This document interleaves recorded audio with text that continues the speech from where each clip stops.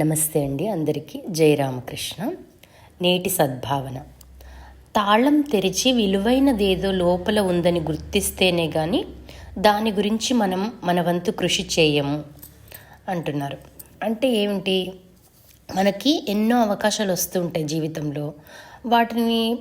వాటిలోకి ఎంటర్ అయితేనే కదా మనం వాటిని ఉపయోగించుకోవాలి అని మన మనస్సు అనే తాళాన్ని తెరిస్తేనే, మన హృదయాన్ని తెరిచిపెట్టుకుంటేనే మనకు ఆ అవకాశాలు మనలోకి ప్రవేశిస్తాయి. అంతేగాని నాకు కాదేమో అని అనుకుంటే అది ప్రయత్నం కూడా వృధా అయిపోతుంది కదా.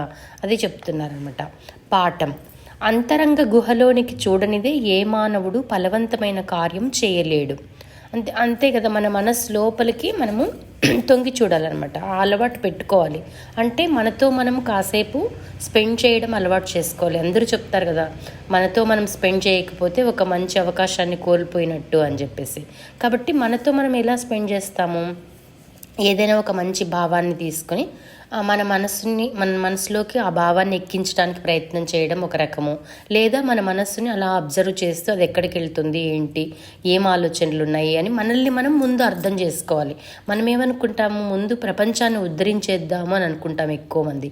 కానీ దానికంటే ముందు మనల్ని మనం అర్థం చేసుకొని మనల్ని మనం ఉద్ధరించుకోవడం ప్రారంభిస్తే మన చుట్టూ ఉన్న ప్రపంచాన్ని మనం ఇన్ఫ్లుయెన్స్ చేయగలుగుతాం అనమాట. కాబట్టి ఏమంటున్నారు? అంతరంగ గుహలోనికి చూడనిదే ఏ మానవుడు ఫలవంతమైన కార్యము చేయలేడు, భవిష్య ఫలాలను అందించలేడు. కాబట్టి మనల్ని మనం ముందు అర్థం చేసుకుంటే మనం ఏదైనా ఒక ఫలితాన్ని పొందుతామన్నమాట. ఆ రహస్యం బోధపడనిదే ఏ కార్యమైనా ఆలోచనారహితంగానే ఉంటుంది. కాబట్టి ముందు మనం అంటేనే మనకు అర్థం కాలేదు, మనం రెస్ట్లెస్గా ఉన్నాము, మనం ఏం చేయాలో అర్థం కాని పరిస్థితిలో ఉన్నాము. అప్పుడు మనం సమాజానికి ఏం హితం చేస్తాం చెప్పండి? కాబట్టి ముందు ఆ రహస్యాన్ని తెలుసుకొని, మనసులో ఉన్న రహస్యం ఏంటి, నువ్వేంటి అసలు అనేది తెలుసుకో అని చెప్తున్నారనమాట. ఆదర్శం కొరకు పాటుపడేందుకు అనేక అవకాశాలు కలిగించే జన్మ మానవ జన్మ. కాబట్టి ఏ పశుపక్షాదులకి కానీ జంతువులకి కానీ లేని అవకాశము మనకు మాట ఇచ్చాడు దేవుడు. మనకు ఆలోచన శక్తిని ఇచ్చాడు. జ్ఞానం సంపాదించుకోవచ్చు, మనము ఏదైనా చేయొచ్చు, మన జీవితాన్ని ఒక అద్భుతంగా జీవించవచ్చు. చూడండి, ఇప్పుడు ఎన్నో కోట్ల మంది జీవిస్తున్నప్పటికీ వేళ్ళ మీద లెక్క పెట్టదగిన వాళ్ళని మాత్రమే మనం గుర్తుపెట్టుకుంటాం. వాళ్ళు చనిపోయినా కూడా ఎప్పటికీ గుర్తుంటారు. వాళ్ళు ఈ లోకంలో లేకపోయినా, ఇప్పుడు అబ్దుల్ కలాం గారు అయితేనేమి, రతన్ టాటా గారు అయితేనేమి, ఇలాంటి వాళ్ళు ఈ లోకంలో లేకపోయినా వాళ్ళు మనల్ని ఇన్ఫ్లుయెన్స్ చేస్తూ ఉంటారు. అట్లాంటి జీవితాన్ని మనము జీవించాలి అని చెప్తున్నారనమాట.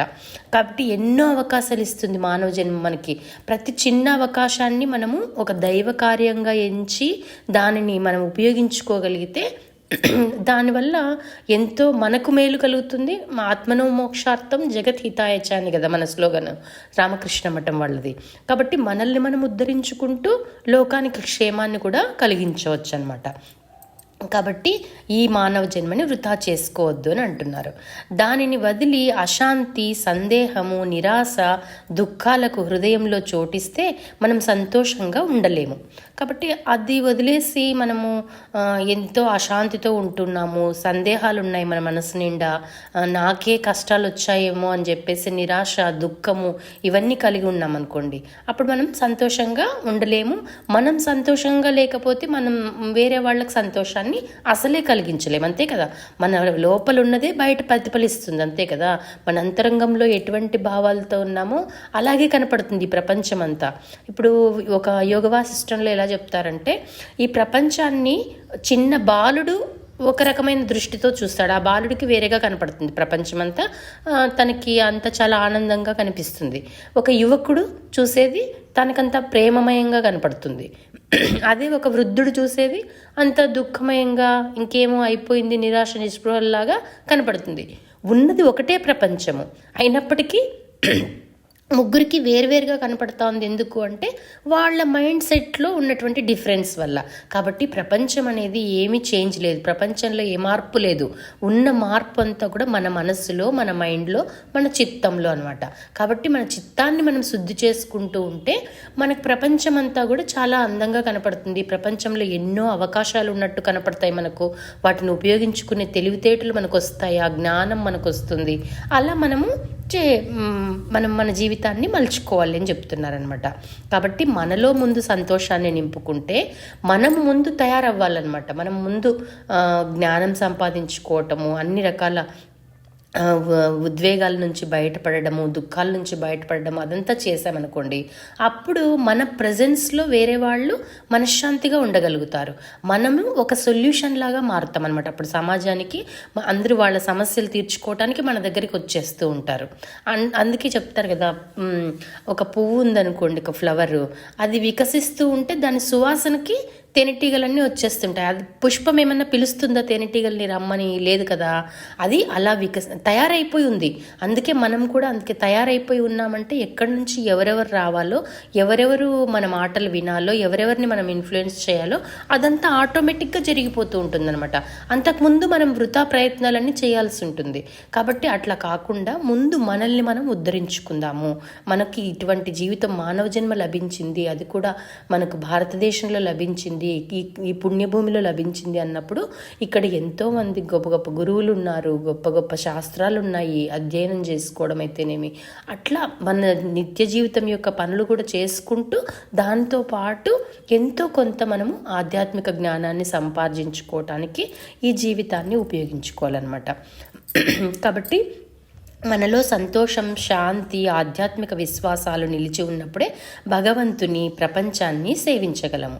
కాబట్టి భగవంతుని ఇష్టపడాలన్నా కూడా మన మనశ్శాంతిగా ఉండాలి కదా ముందు. కాబట్టి అలా మనం ఫస్ట్ మనశ్శాంతిగా ఉండి మనం భగవంతుని ప్రేమిస్తూ ప్రపంచాన్ని సేవించాలి. మనం ఎప్పుడు ఏమనుకుంటాము, మనకు ఒక గంట సేపు మన లీజర్ ఉందనుకోండి మన లైఫ్లో, ప్రతిరోజు ఒక గంట మీకు అవైలబుల్గా ఉంది. ఆ గంటలో 50% టైంని భగవంతునికి కేటాయించి ఇంకా మిగతా 50% టైంని ప్రపంచానికి సేవ చేయటానికి కేటాయించాలన్నమాట. అది ఇష్టపడతాడు భగవంతుడు. ఎంతసేపు ఓన్లీ సాధన చేసుకుంటా ఉంటేనే కాదనమాట. సాధన చేసుకుంటూ అట్ ద సేమ్ టైం ప్రపంచాన్ని కూడా ఎంతో కొంత మనకు చేతనైన రీతిలో, మనకున్న పరిధిలో, మనకున్నటువంటి రిసోర్సెస్తో ఉద్ధరించడానికి ప్రయత్నిస్తే అప్పుడు భగవంతుడికి నచ్చుతుందనమాట. అలా భగవంతుడికి నచ్చేలాగా మనం జీవితం గడుపుకోవడానికి ప్రయత్నం చేద్దాం. ప్రార్థన. ఓ పరమాత్మ, నీలో నన్ను చేర్చుకో. నా హృదయంలో నీ ఉనికిని స్పష్టమవని, నాలో నిజమైన ఆధ్యాత్మిక జ్వాలలను వెలిగించు. తద్వారా నాలోని అపవిత్ర భావాలు దగ్ధం కావించు అంటున్నారు. కాబట్టి మనం ముందు మన లోపల జ్వాలను వెలిగించుకోవాలి. ఏం జ్వాల? అది ఆధ్యాత్మిక జ్వాల అనమాట. ఆ జ్వాల అంటే జ్ఞానాన్ని వెలిగించుకోవాలి. జ్ఞానాన్ని వెలిగించుకోవడం వల్ల ఏమవుతుంది? అపవిత్ర భావాలు ఎన్నో ఉంటాయి కదా, అది ఎన్నో జన్మలు, ఈ జన్మలు కూడా కాదు, ఎన్నెన్నో జన్మల నుంచి మూటగట్టుకొని వచ్చినటువంటి ఆ పాపం అంతా కూడా ప్రక్షాళన అయిపోతుంది అని చెప్తున్నారనమాట. కాబట్టి మీరు ఇది ఏ రోజు ఆ రోజు వింటూ, ఆ రోజు మీకు నచ్చిన లైన్ని మీదిగా చేసుకుని దాని గురించి ధ్యానం చేసుకుంటూ, దాని గురించి ఆలోచన చేసుకుంటూ మన జీవితంలో మార్పు ఎలా తీసుకురావాలి, అంతరంగంలో నుంచి మార్పు ఎలా తీసుకురావాలి అనేది మనం ప్రయత్నం చేస్తున్నాము. Thank you so much. జై రామకృష్ణ.